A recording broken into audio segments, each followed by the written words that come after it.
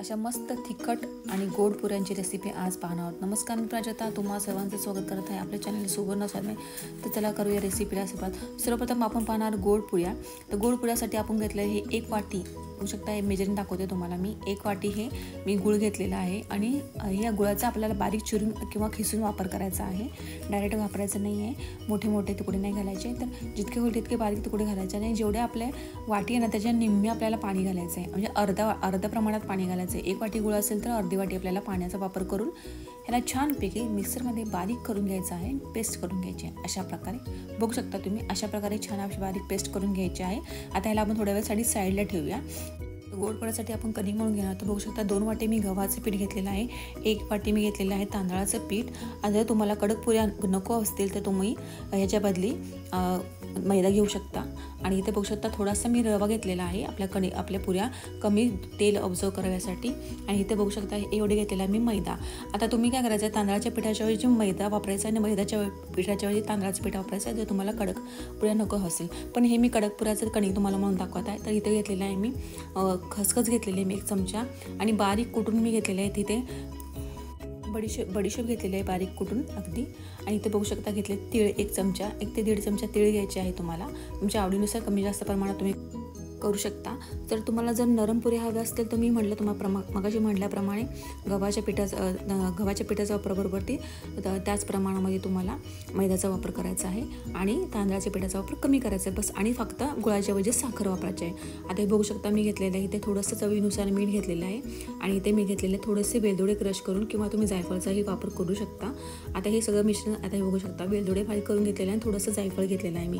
जायफळ किंवा वेलदोडे तुम्ही एकही वापरलं तरी पण चालते, दोन्ही वापरलं तरी पण चालते। मी दोन्ही वापरलेले आहे जेणेकरून आपले पुऱ्या अगदी टेस्टी होतात। आता स्मोहनसाठी मी 3 चमचे इथे बघू शकता साजूक तूप घालून घेतलेलं आहे आणि सगळं आपल्याला मिक्स करून घ्यायचं आहे। आपण जे मसाले पिठात घातलेत ना ते छानपैकी याला मिक्स करून घ्यायचे आहेत आणि जे तूप घातलेलं आहे ते आपण जे मोहन घातलेलं आहे तेही त्याला छानपैकी मिक्स करून घ्यायचं अशा प्रकारे। आणि तुम्हाला जर पुऱ्या कडक हव्या नको असेल तर तुम्ही इथे साखरेचा प्रमाणात वापर करू शकता। साखरेचं तर साखर आपल्याला एवढ्याला 3/4 वाटी साखर आपल्याला बारीक करून आपल्याला वापरायची आहे। आता मी इथे गुळाचा वापर केलेला आहे बघू शकता तुम्ही।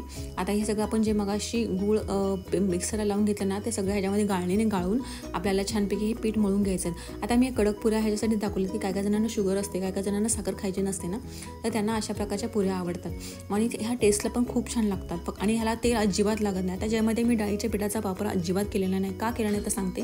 तर डाळीचं पीठ हे जास्तीत जास्त प्रमाणामध्ये तेल खेचून घेतं, म्हणून मी याच्यामध्ये डाळीच्या पिठाचा वापर केलेला नाही। तुम्हाला हवं असेल तर तुम्ही नक्कीच करू शकता, पण माझ्या ह्या पुऱ्या अगदी कमी तेलातला आणि अगदी छान कुरकुरीत झाल्या। तर तुम्हाला आवडत असेल तर तुम्ही डाळीच्या पिठाचा वापर करा, पण डाळीच्या पिठाचा वापर केल्यामुळे एक तर तेल खेचतं आणि दुसरं म्हणजे पुऱ्या तुमच्या अगदी नरम पडतात, म्हणजे नरम होतात। सो आता हे बघू शकता आपले कणिक झालेले तयार।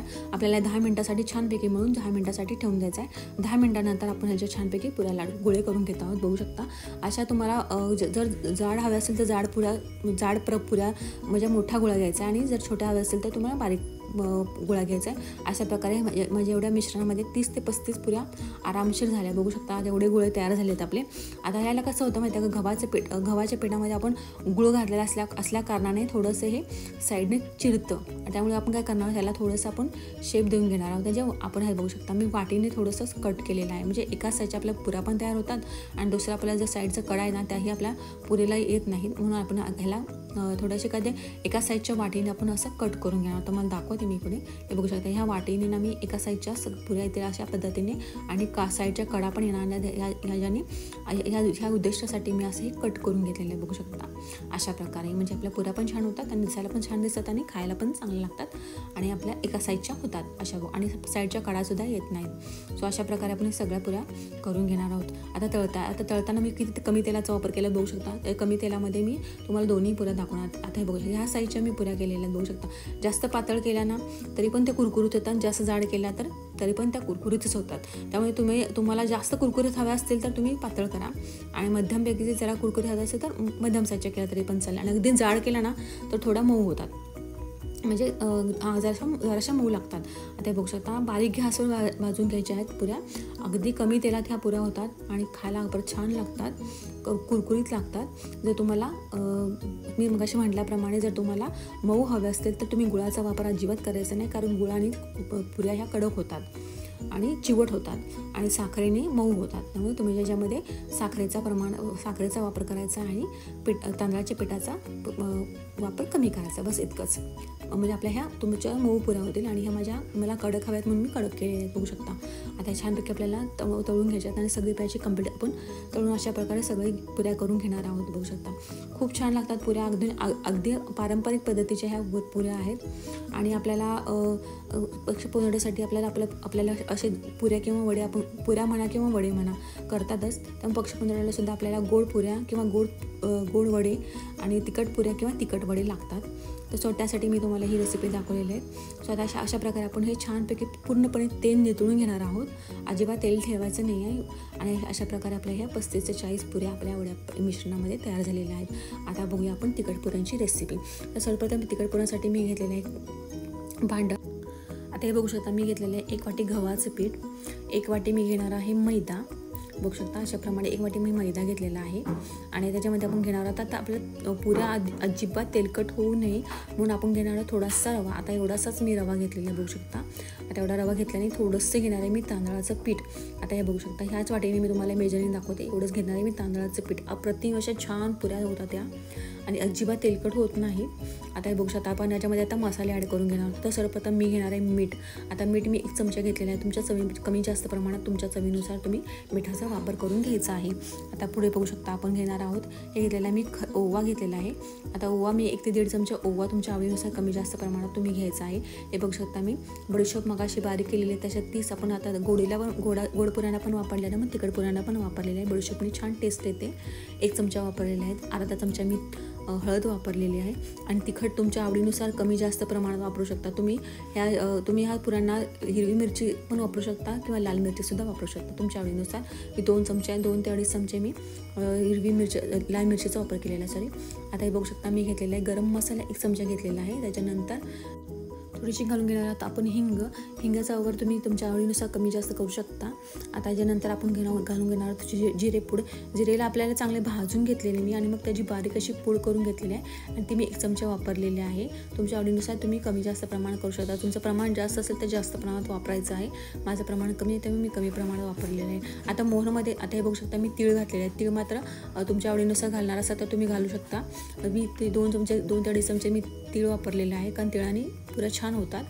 सो आता बघू शकता, कसुरी मेथी वापरलेली आहे मी. कसुरी मेथीच्या ऐवजी तुम्ही कोथिंबीर बारीक करून वापरली तरीही चालते, पण मी ते कसुरी मेथी वापरली. आणि कसुरी मेथी अशा हाताने पूर्णपणे क्रश करून घालायची आहे, जेणेकरून तुमच्या पुऱ्यांची टेस्ट अप्रतिम अशी होते. नक्की करून बघा.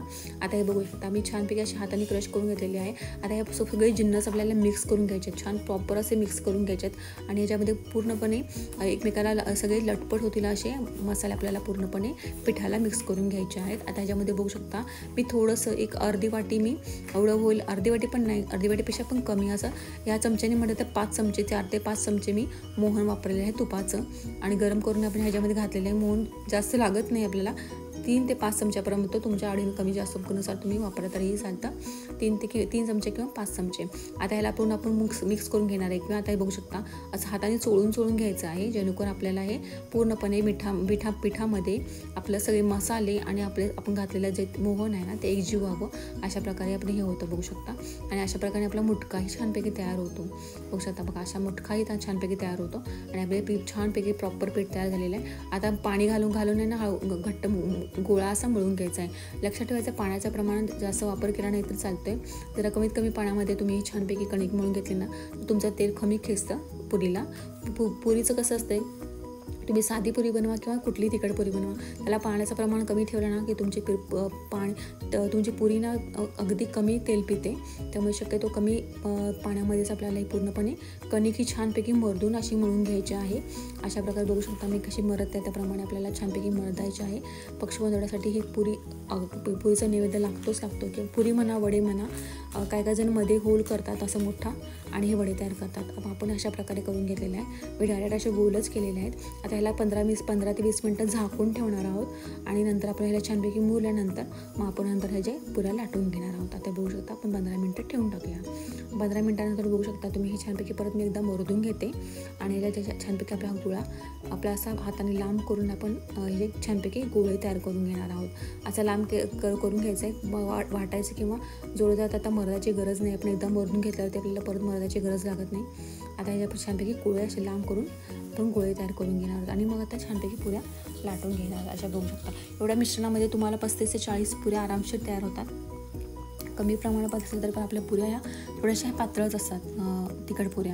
आता हे बघू शकता अशा प्रकारे मी लाटून घेतलेल्या आहेत आणि मगाशी आपण जसा शेप दिला ना त्याप्रमाणे तुम्ही अशा प्रकारे तुम्ही शेप देऊन एकाच साईजच्या पुऱ्या करून घ्यायच्या आहेत. बघू शकता अशा प्रकारे. आता एकतर तुम्ही सिंगलही लाटू शकता किंवा एक मोठी लाटी जरी लाटून तुम्ही कट केलं तरी पण त्याचं दुसऱ्या प्रकारे ते पण चालते. मी मात्र दोन्ही प्रकारे तुम्हाला दाखवणार आहे. अशा प्रकारे पण मी करून घेणार आहे आणि त्याच्यानंतर मोठी एक लाटी लाटून त्याच्यानंतर मी सगळ्या कंटिन्यू पुऱ्या करून घेणार आहेत. अशा प्रकारे बघू शकता तुम्ही आपलं छानपैकी हे पुऱ्याचं बॅटर छानपैकी झालेलं आहे त्यात आणि आपण हे छानपैकी पुऱ्या करून घेतलेल्या आहेत. अशा प्रकारे ह्या तिखट पुऱ्या नक्की करून बघा, खूप सुरेख आणि चवीला अप्रतिम लागतात. आता हे बघू शकता आपण ह्याच्या छानपैकी पुऱ्या आता तळून घेणार आहोत. बघू शकता अशा प्रकारे. आता आपण तेल गरम करायला ठेवलेलं आहे एका साईडला आणि आता आपण ह्या सगळ्या माझ्या पुऱ्या तयार झाल्या आहेत. आता मी तळून घेत आहे. बघू शकता अशा प्रकारे. आता एक लक्षात ठेवायचं आहे, स्टार्टिंगला गॅस मोठा पाहिजे आणि नंतर लहान पाहिजे. कारण गॅस जर मोठा असला बारीक असला तर ते पुऱ्या पूर्णपणे तेल ऑब्झर्व करून घेतं. त्यामुळे स्टार्टिंगला गॅस मोठाच ठेवायचा आहे आणि नंतर आपण सगळ्या पुऱ्या तळून घ्यायच्या. अशा प्रकारे आपल्या ह्याच्याबरोबर बारीक आणि मोठा गॅस करत आपल्याला पुऱ्या पूर्णपणे तळून घ्यायच्यात. बघू शकता एवढ्या प्रमाणामध्ये आपल्याला 30 ते 35 पुऱ्या तयार होतात. तुमचा साईज जर छोटा असेल आणि मोठा असेल त्याच्यामध्ये पुऱ्या कमी जास्त प्रमाणात होऊ शकतात.